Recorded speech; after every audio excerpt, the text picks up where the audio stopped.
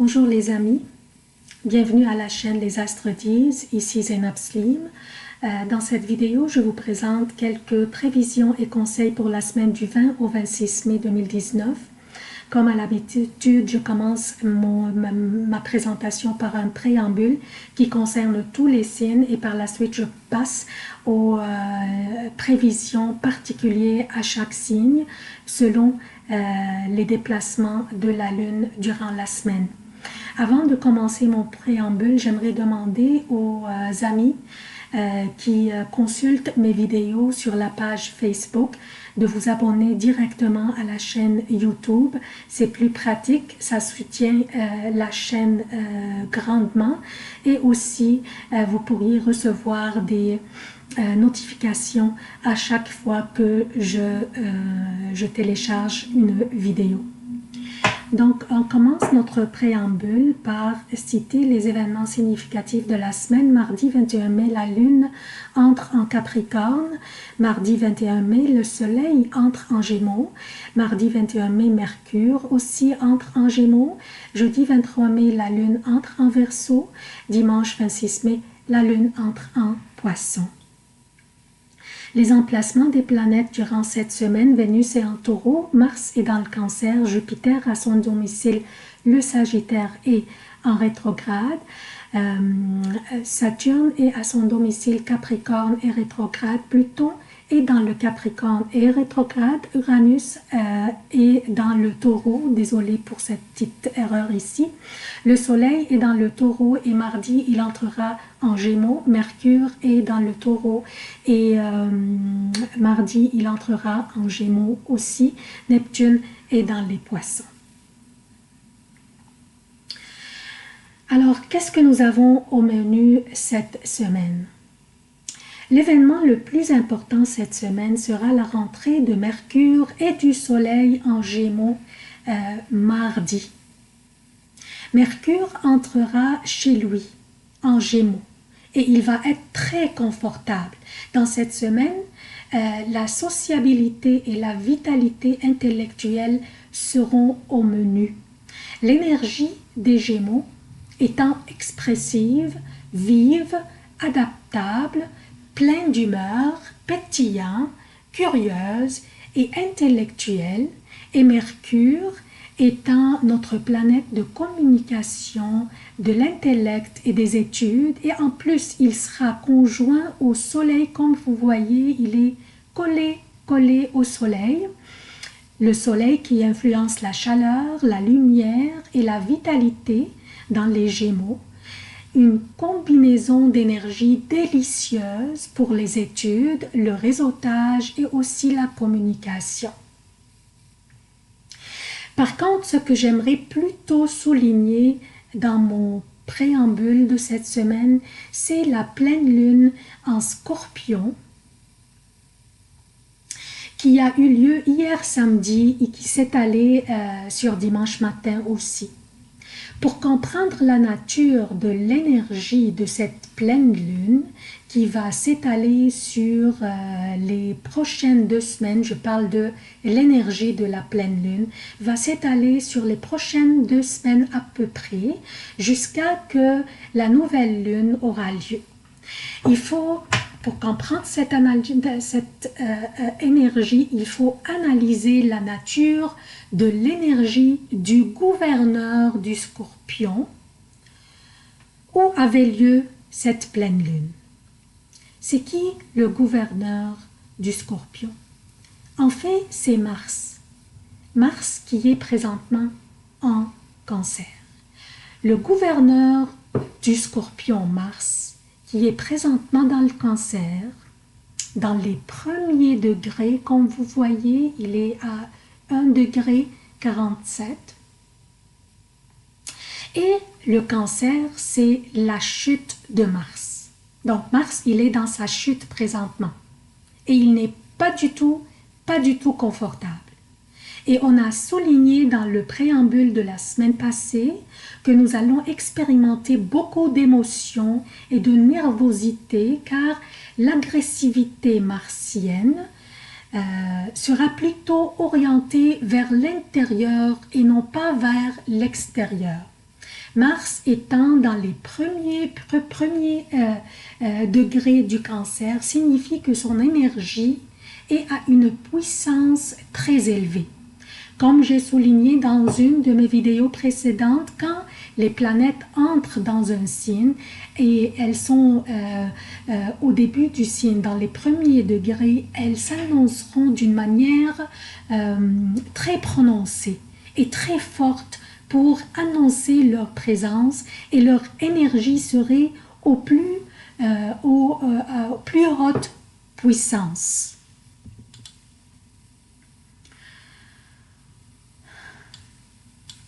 Le facteur qui va mobiliser Mars en cancer sera plutôt les émotions. Donc, toutes les réactions qui pourraient se produire durant la présence de Mars en cancer seront basées sur les émotions. Nous aurons tendance à protéger notre sentiment de sécurité, à nous mettre sur la défensive, car nous aurons cette peur ou crainte que cette sécurité serait en péril ou est menacée peut-être. Surtout que le cancer influence notre sentiment de sécurité émotionnelle, nos rapports avec la famille, aussi le genre d'enfance que nous avions vécu et aussi nos rapports avec les parents, surtout avec la mère.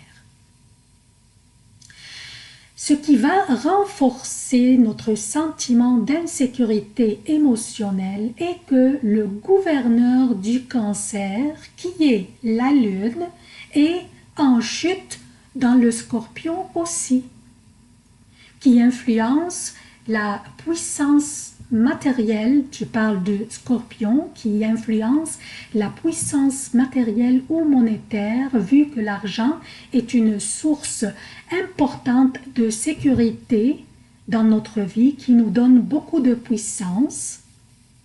Donc, la pleine lune, gouverneur du cancer, la lune qui est le gouverneur du cancer, dans ce signe est en chute. Et ce signe, dont le gouverneur est Mars, est dans le cancer et en chute aussi. Donc, cet échange, il y a un échange ici de gouverneurs et les deux gouverneurs sont en chute. Les deux gouverneurs de ces signes, je parle du Scorpion et du Cancer, les deux sont en chute. Mars, le gouverneur de Scorpion, est dans le Cancer en chute, et la Lune, qui est dans le Scorpion, mais qui est le gouverneur du Cancer, est en chute dans le Scorpion. Donc, cet échange de gouverneurs de ces deux signes va élever notre sentiment d'insécurité, que ce soit monétaire ou émotionnel. Nous allons avoir ce peur que notre sécurité est menacée. Et quand ce genre de sentiment règne notre esprit, nous pourrions commencer à réagir ou comporter d'une manière très impulsive. Nos prises de décision seraient basées sur ces émotions. Et aussi, observez les médias sociaux, vous allez remarquer que les propos des gens dans les médias sociaux seront plus craintifs et plus anxieux. Donc, je vous prie de ne pas prendre des décisions cruciales, comme par exemple, je vous donne un petit exemple, quitter un emploi juste à cause d'une dispute avec un collègue ou avec un supérieur.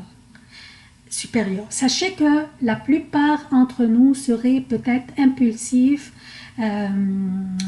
sous l'effet de Mars en Cancer, impulsifs sous l'effet des émotions, sauf bien sûr ceux qui vont avoir l'aptitude à se contrôler. Donc, quand une situation émotionnelle se produira, sachez que l'autre personne vit aussi ce que vous vivez et peut-être influencé par la même énergie. Donc, surmonter ces situations et laisser ce genre de situation passer en paix. Par contre, l'énergie de la pleine lune est habituellement une énergie propice pour nous débarrasser de tout ce qui ne nous sert plus ou tout ce qui nous cause du mal ou de la peine.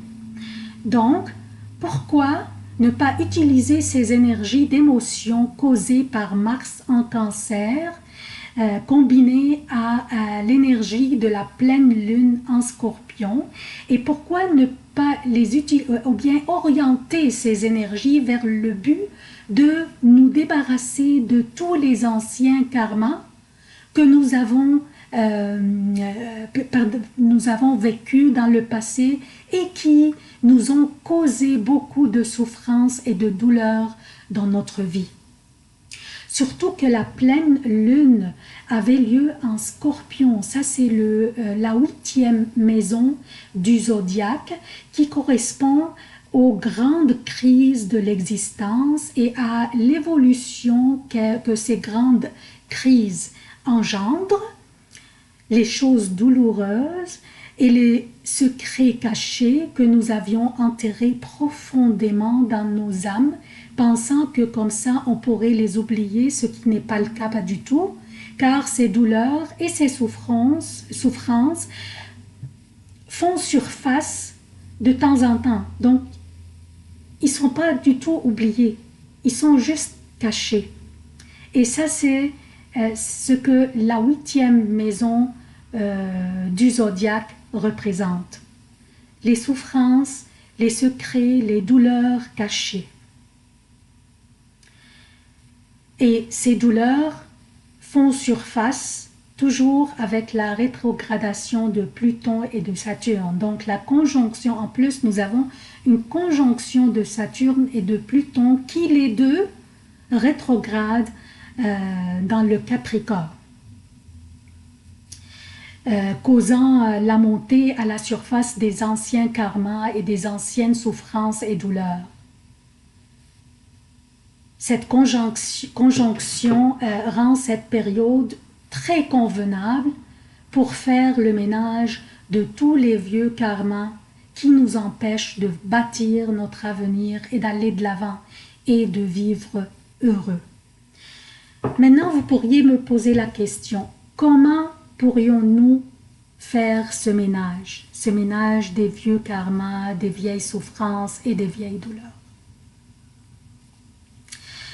Ce que je vais faire, je peux vous le dire, ce que je vais faire, c'est un petit rituel que je vais faire avec toute pleine lune qui s'en vient d'ici que la rétrogradation de Pluton et de Saturne finisse vers la fin de l'année. Le rituel consiste à prendre un papier et un crayon, ouvrir cette boîte noire où on a enterré nos vieux karmas, nos vieilles souffrances et nos vieilles douleurs.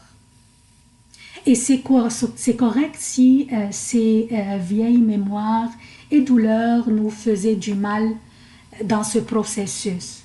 C'est correct. Ce mal ne va pas durer pour longtemps. Donc, on pourrait le tolérer pour quelques minutes pour en débarrasser définitivement. Écrivons ce qui nous faisait mal et ce qui nous faisait de la peine dans le passé sur un papier. Sortons toutes les douleurs et écrivons-les sur le papier. Ensuite, pardonnons-nous d'abord, car il se peut que nos douleurs proviennent du fait que peut-être nous étions nous-mêmes la source des douleurs des autres. Il se peut. Donc, pardonnons-nous d'abord et pardonnons les autres par la suite. Ensuite, brûlons ce papier. C'est juste en se pardonnant et en pardonnant les autres et en laissant nos vieux karmas aller qu'on puisse vivre en paix et confortable dans notre peau. qu'on puisse recouvrer notre estime de nous-mêmes, notre vraie valeur et notre confiance en nous-mêmes. Considérons cette pleine lune une opportunité à ne pas manquer pour faire le ménage de notre âme profonde, de tout ce qui nous empêche d'aller de l'avant, de toutes les rancunes et douleurs, et pardonnons-nous d'abord, puis pardonnons les autres. Alors, le préambule est terminé. On va passer maintenant aux prévisions propres à chaque signe. Bonjour chers scorpions, alors voici vos prévisions pour la semaine du 20 au 26 mai 2019. Je commence par lundi 20 mai, la lune passe la journée dans le Sagittaire, votre deuxième maison. Vous êtes ici et la deuxième maison. Celle qui représente tout ce qui a de la valeur dans votre vie, incluant votre argent et votre estime de vous-même. Durant ces journées, soyez attentifs à vos placements financiers. Ne soyez pas hâtifs à investir votre argent sans faire toutes les investigations nécessaires. Cela aussi pourrait s'appliquer sur investir votre temps. Investissez-le à bon escient et judicieusement. Priorisez les tâches les plus importantes et déléguez celles qui ne sont pas très importantes. Certains d'entre vous pourraient avoir des préoccupations à propos des procès en cours ou des transactions financières ou administratives. Demandez l'aide des experts et des professionnels si nécessaire. Mardi, mercredi et jeudi jusqu'à 14 h pour le Québec et mardi, mercredi et jeudi jusqu'à 20 h pour l'Europe, la lune sera dans le Capricorne. Ce sont des journées convenables pour la communication et l'écriture, les réunions et aussi les discussions. Vous serez très convaincant et votre vitalité sera contagieuse durant ces journées. Je donnerai une évaluation de 3,5 sur 5 étoiles pour ces journées. Jeudi à partir de 14 h, vendredi et samedi pour le Québec et vendredi et samedi pour l'Europe, la lune sera dans le Verseau. Durant ces journées, évitez les confrontations et les sautes d'humeur. S'il vous plaît, sachez que si des conflits avaient lieu, ça serait peut-être à cause de votre énergie qui est un peu passive durant ces journées qui pourrait causer les conflits ou les confrontations. Donc, contrôlez vos commentaires, s'il vous plaît, et laissez tomber autant que possible pour laisser cette période aller paisiblement.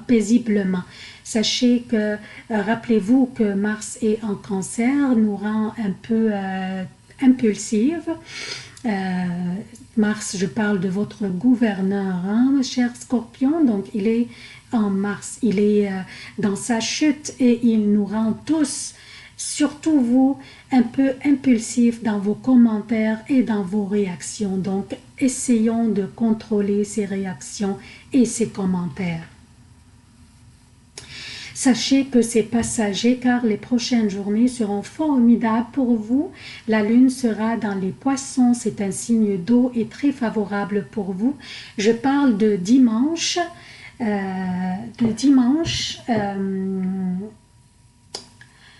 lundi et mardi 28 jusqu'à 28 mai. Je vais répéter, en fait, dimanche, la lune passe la journée dans les poissons et va y rester jusqu'à mardi 28 mai, 14 h 30 pour le Québec et 20 h 30 pour l'Europe.